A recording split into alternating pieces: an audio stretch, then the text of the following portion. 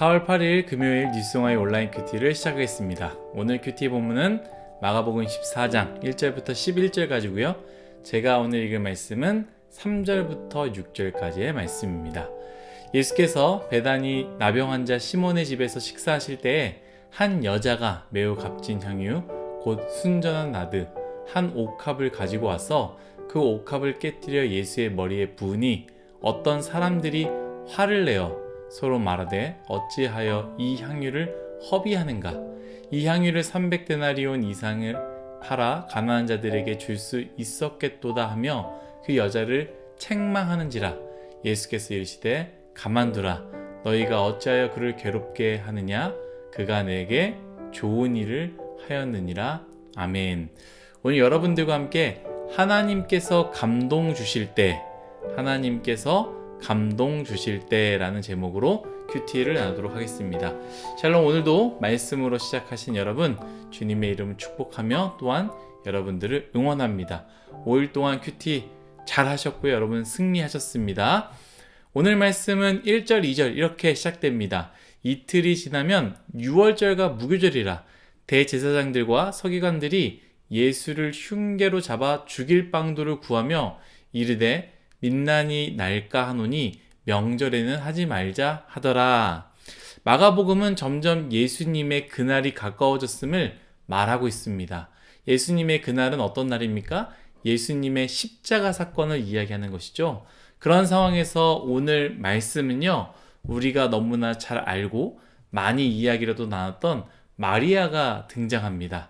오늘 이 마리아는요, 말씀과 같이 3절 이렇게 이야기합니다.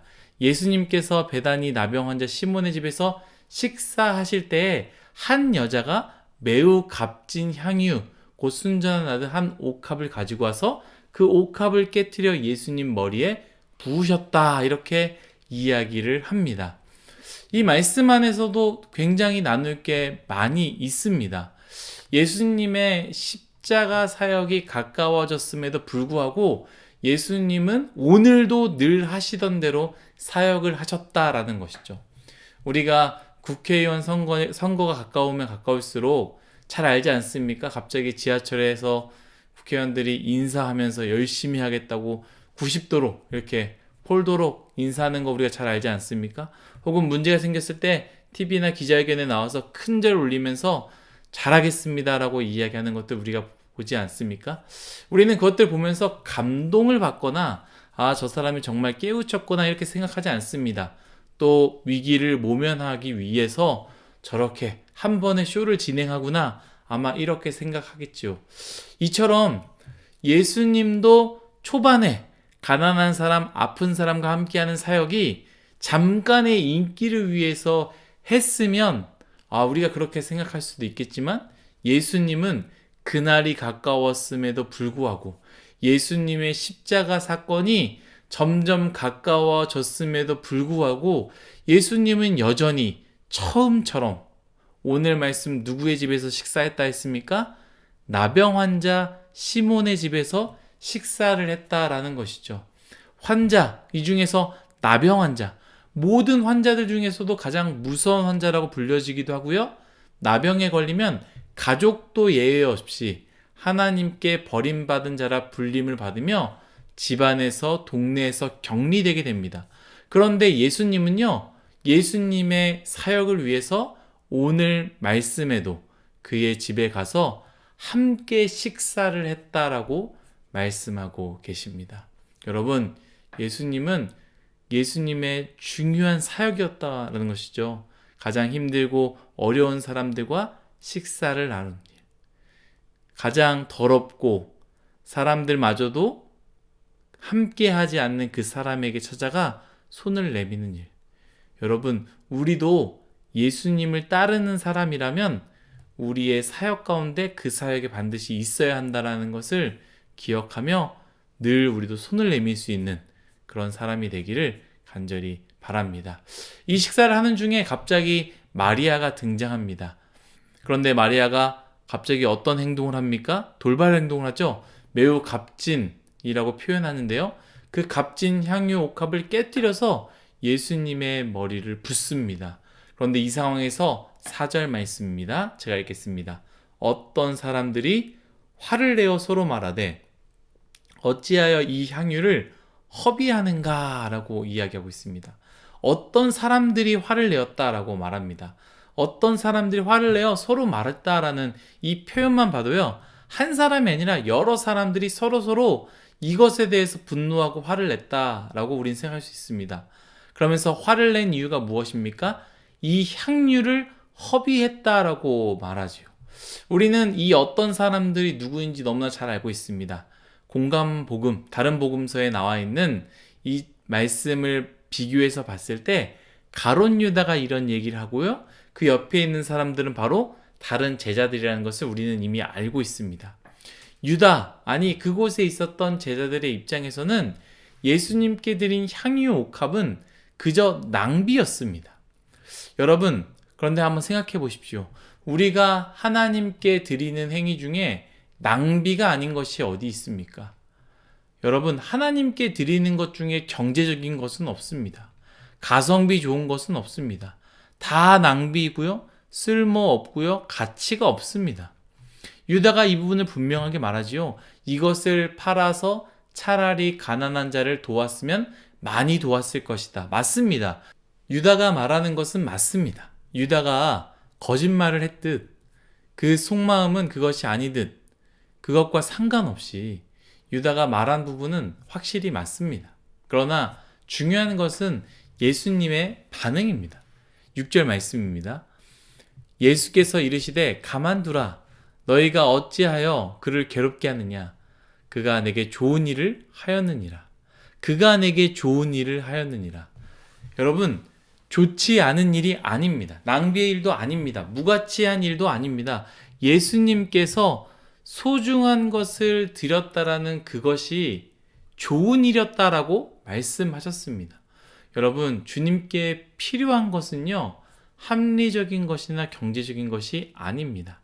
예수님이 원하시는 것은 예수님께 좋은 일, 예수님이 보시기에 합당한 일, 예수님 보시기에 너무나 행복하고 좋은 일이 바로 예수님께서 원하시는 것이다라는 것이죠. 향유 옥합을 드리는 일, 신학자들이 예배로서 많이 표현합니다. 그래서 우리 이 말씀을 하면서 예배를 잘 드려야 된다라고 이야기하는데요. 예배 드리는 것 가장 가치 있는 일이며 하나님을 위해 예배 드리는 것이 하나님께 가장 좋은 것이다 라는 것이죠.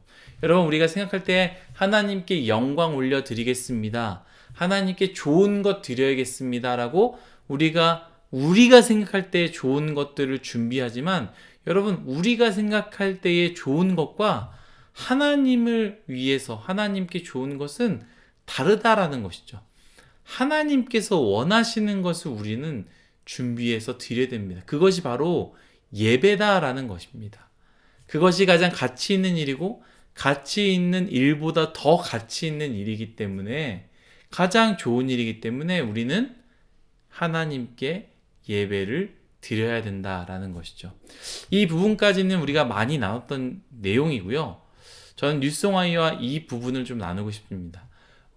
그렇다면 왜 이 여인은 갑자기 향유 옥합을 깨뜨려서 예수님께 드리게 되었는가? 이 부분입니다. 여인이 왜 드리게 되었는지에 대한 내용은요, 성경에 나와 있지 않습니다. 이러이러하고 저러저러하기에 내가 주님께 드렸습니다라고 이야기했다면 알 수 있을 텐데, 이 부분이 정확하게 나와 있지 않습니다. 그런데 예수님께서, 그리고 성경에서 이 여인이 한 행위는 예수님의 죽음을 미리 기리는 일이었다. 8절 이렇게 나와 있죠. 그는 힘을 다하여 내 몸에 향유를 부어 내 장례를 미리 준비하였느니라. 아멘. 장례를 준비했다라는 것이죠. 이것에 대해서 예수님의 말씀이고요. 이 여인이 예수님이 죽을지 알았을까요? 제자들은 지금도 예수님이 죽으신다라는 것을 잘 알지 못합니다. 아무리 설명해줘도요, 예수님의 제자들은 이해하지 못하는 상황인데, 이 여인은 예수님이 죽을지 알고 있었을까요? 제 생각은 아니다라고 생각합니다. 그렇다면 왜 예수님께 이 귀한 것을 드렸을까요? 말씀처럼 하나님은 이 여인을 통해 예수님의 죽음을 미리 기리는 일을 하시기 원했습니다. 그래서 이 여인에게 하나님께서 감동을 주셨다라는 것이죠.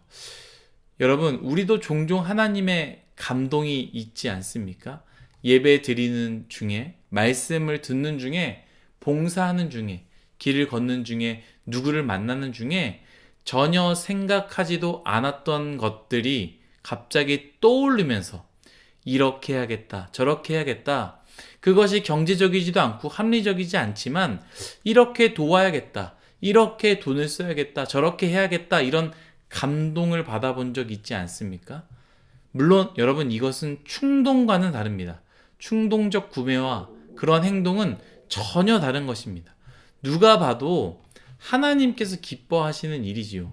한 번도 성경을 안 보던 사람이 갑자기 성경을 읽고 싶다던가, 갑자기 필사를 하고 싶다던가, 갑자기 예배를 나오고 싶다던가, 갑자기 헌금을 내야겠다, 갑자기 저 사람 도와야겠다, 봉사를 해야겠다 등등, 이런 일, 누가 봐도 충동적 행위가 아니라 하나님의 감동이라는 것을 알 수 있는 그러한 감동이라는 것이죠. 여러분, 그러한 감동은요, 하나님이 주시는 것입니다. 왜? 하나님이 사용하시려고. 이 여인의 행동을 통해서 하나님께서 미리 이 예수님의 장례를 준비했듯이 우리의 감동, 그 감동받은 것으로 인해서 행동했던 것들이 하나님께서 그걸 통해서 사용하시려고 우리에게 감동을 주신다라는 것이죠. 아무나 그 감동을 주시지 않습니다. 무언가를 섬기자고 할 때에 여러분, 모두가 섬깁니까? 아닙니다. 모두가 함께 섬기지 않습니다. 누군가는 내 시간이 귀해서 그곳에 참여하지 않고요. 내 것 먼저 하는 사람이 있지만 감동을 받은 사람들, 돕자, 섬기자라는 말을 듣고 나는 원래 그런 사람이 아니지만 감동해서 참여하고 싶은 생각이 들어 참여하는 사람들이 있다라는 것이죠. 여러분, 그러한 감동이 있을 때 주저하지 마십시오. 그 감동은요, 여러분, 하지 않고 마음에 품기만 하면요, 오래 가지 않습니다. 사탄이 다 빼앗아 갑니다. 감동이 온다면 즉시 행동하십시오. 회개하고 싶은 감동이 있다면, 기도하고 싶은 감동이 있다면 여러분 하십시오. 용서하며 사과하고 싶은 감동이 온다면 용서하고 사과하십시오. 하나님이 주신 감동입니다. 사랑하는 뉴스공화 여러분, 하나님께서 감동을 주실 때 그 감동대로 행동하는 여러분 되시기를, 그런 하루가 되시기를 간절히 소망합니다. 기도하겠습니다. 하나님, 오늘 마리아가 하나님께서 주신 그 감동에 즉시 응답하여 가장 소중한 것을 깨트려 주님께 드리고 그것을 통하여 예수님의 장례를 준비했던 것처럼 하나님께서 우리에게 주시는 감동들이 있습니다. 하나님, 그 감동에 반응하게 하여 주옵소서.